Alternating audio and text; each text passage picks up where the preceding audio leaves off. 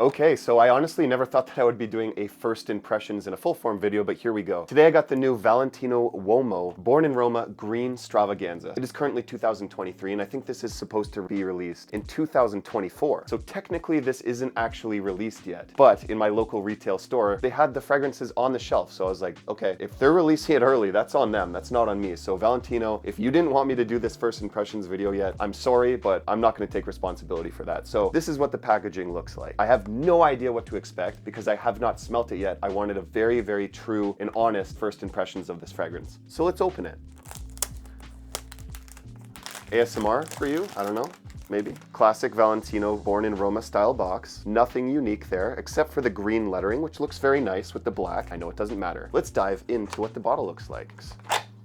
Pooh, yeah.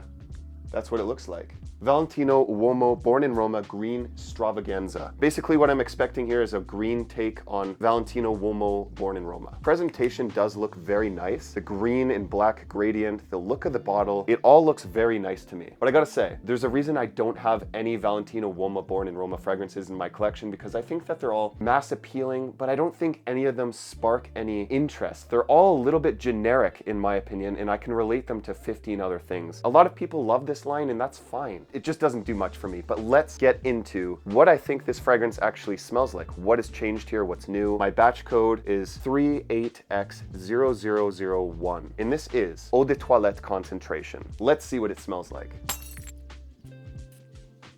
Atomizer's decent, pretty much like the others.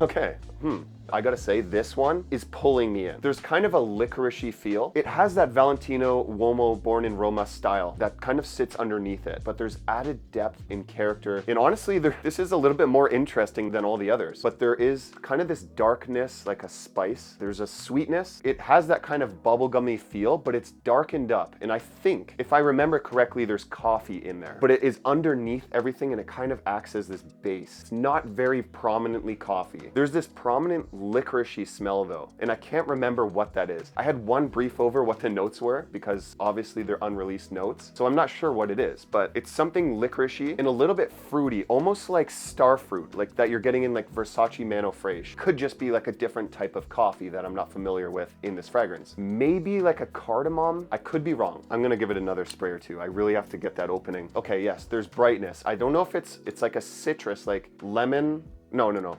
Bergamot. My first impression is going to be very good for this fragrance. It's not amazing, but I think this has a lot of character to it. It is not green though. I kind of expected more green notes in here with a name like Green Stravaganza. As far as projection, sillage, it's more medium and intimate. It's not a room filler, but it sits kind of comfortably around your skin and gives you a nice aroma. I'm impressed, but I'm definitely not blown away. And that's kind of how I feel about the majority of the Valentino Uomo Born in Roma fragrances. They're good, but they're not amazing. This is kind of captivating me more than the other releases. Let's look at the notes, because I'm a little bit confused as to what I'm smelling. The top notes are bergamot, mid notes are coffee, and the base notes star anise and vetiver. So I'm pretty much smelling everything that was said in those listed notes on iFragrance Official. I am definitely getting that star anise. It's kind of adding this sweet licoricey feel, while that coffee, I guess, is just adding this warmth and a little bit of an earthy element with kind of that coffee and vetiver joining together. Valentino Uomo Born in Roma is a very mass appealing line. It's very hard to go wrong with, but when you have hundreds of fragrances, they don't really stand out too much. And that's fine. It's a designer fragrance. A lot of people are going to love this. In my opinion, this is a solid release. My first impression rating for this is going to be a 7.75 out of 10. Obviously, that's probably going to change when I give this a couple full wearings and drop a full review. So if you're not already, make sure to like this video and subscribe because I'm going to go into a lot more detail. I want to give you honest fragrance content that you can rely on. Thanks for watching, and I'll see you in the full review.